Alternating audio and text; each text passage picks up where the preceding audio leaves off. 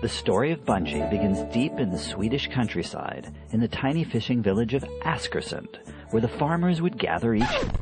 Askersund? I'll put my boot in your Askersund. Now listen up. Bungie starts here. Sweet Home Chicago, 1991. That year I was taking an artificial intelligence class, and Jason was in that class.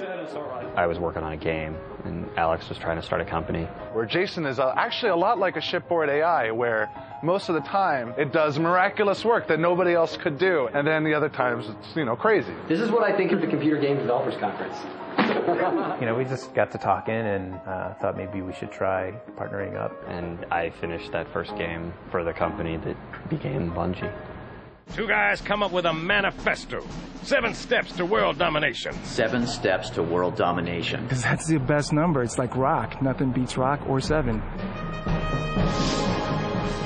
Bungie Studios started properly in 1991. First Bungie game I ever heard of was Marathon. Let's just say that it's a grand galactic space opera with mystical overtones. How close is Marathon at this point? We shipped by August Macworld 97. We'll all be really happy. I think at that time, honestly, Mac owners would have been excited by Space Invaders in a tube. One of the first games I ever played where I really got a sense of a community around an actual game was Myth. The ability to play multiplayer against strangers and friends has been a foundation for other things that we've gone on to do really well.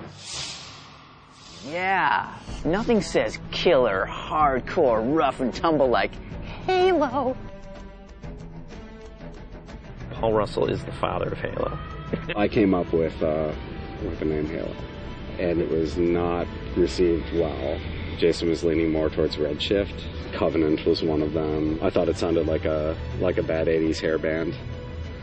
Covenant. Halo is an epic journey to save humanity from terrible menace. That's all it is. That's good.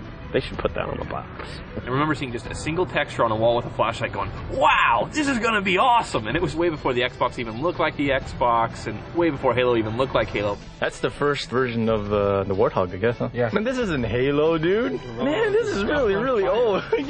We had a huge map for a continuous RPG game, and before that we had an RTS. And then next thing you know, it was a third person, and we were playing it in our office. Yeah, Halo depended on a lot of that early wandering. We were expecting a final sales number to be 700,000 units, and then it just went through the roof. Why? Because of my pretty face. Hoorah! Step 4 didn't really go very well. Which one was Step 4? Which one's Step 4? Do you know what Step 4 is? Right, we gotta get a picture of the Bungie food. I know back in the day in Chicago, there was a very infamous Chinese food restaurant we used to order from. They used to just deliver us crazy amounts of Chinese food all the time. What's this crap? I don't think that really accelerated the process development so much as it sort of filled it with a lot of bathroom breaks. Because Halo 1 happened really big, I don't think there's any doubt that there wasn't going to be a Halo 2. We're like, we should do another one, because we're out of margaritas and, they're expensive. We're going to need more. Halo 2 is moving.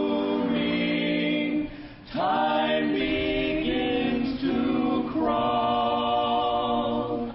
But we're still not telling if we'll ship this fall.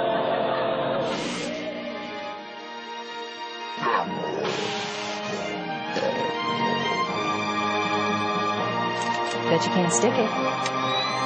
You're on. Halo 2 led us to Step 5 of our plan for world domination. We were supposed to get the orbital defense station. That was Step 5. I forget Step 5. But Microsoft said that if they're going to build an orbital space station, that it's going to be running Windows, and we didn't want to be going up there. Oh, it's been recovered. We're trying to move on to giving it away. Ling Ling is a severed dog's head in a jar. Of all the Chicago traditions we should have left behind. Other people just run away or barf. But Ling Ling's head, if you have faith, it's going to help us dominate. You want to dominate? Try this puppy. There were a lot of reasons that it was important for us to move to another building. One is that Bungie is all about having its own identity. A lot of people just felt like we were just part of the Borg. Being in the sort of stale cube farm type environment isn't very conducive to being creative. I think the main reason we moved is we just got bigger. Apparently we've got 200 people in the building now. I mean, we're huge. The new place is a lot more like, I think when my dad came visit, he was like, oh my God, this place looks like the set of 24 or something. It's like a fortress of solitude right next to a Starbucks. The day at Bungie starts with the obligatory run through security. You have like 3 seconds to get to the door and actually open it before it relocks. The warehouse. Over there's the multiplayer engineering pod. Where our genius, wildly talented programmers sit and make problems for artists typically. Maybe not Liv Timmons. The way that the engineers and the artists work together is one of my favorite things about Bungie. You've got these insanely brilliant mathematical types that are really passionate about this new technology. There have been a lot of ideas that have started from the engineering side. If water looks like water and rocks look like rocks and explosions look like explosions, then you are engaged in the plot at a much more visceral level.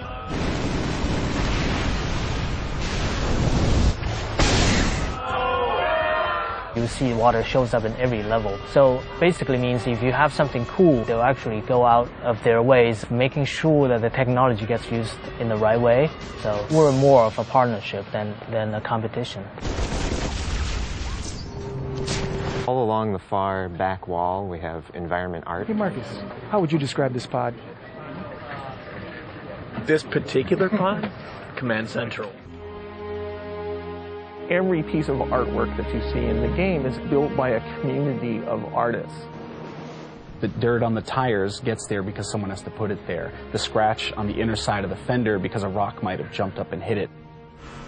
Everything that moves in our game, the wheel on the Warthog rotating, the little antenna bouncing up and down like that, the shotgun spitting out a cartridge. They flesh out the world, make it feel a lot more real. Every now and then, it'll catch my eye still. Wow, I can't believe we were able to pull that off. The acoustics are fantastic in here.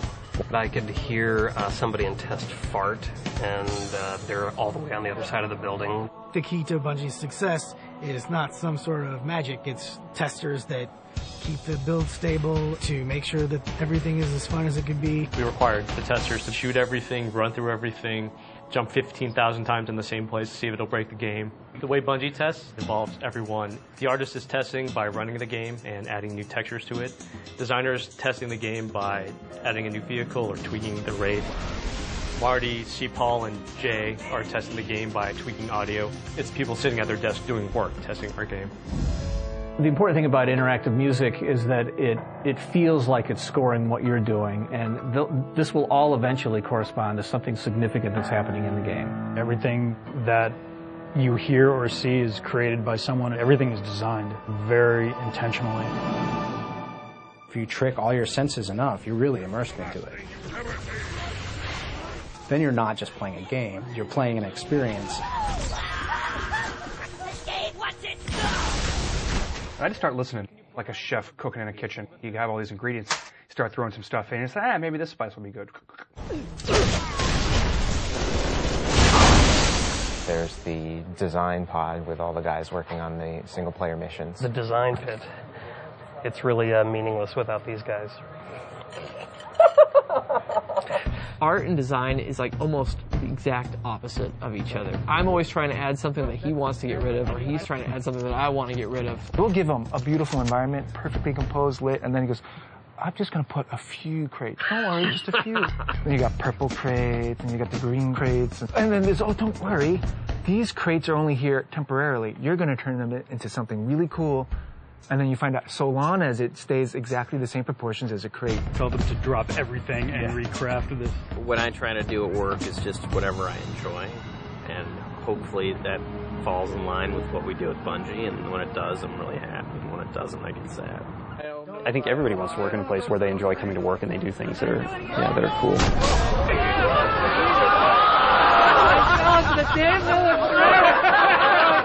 I think everybody's intentions of being at Bungie, like everybody here wants to make cool games, do cool stuff, Not so much for everybody else that's out there, is because we want to create cool shit. I'm actively working on number 7 every day, laying out my schemes, my plans.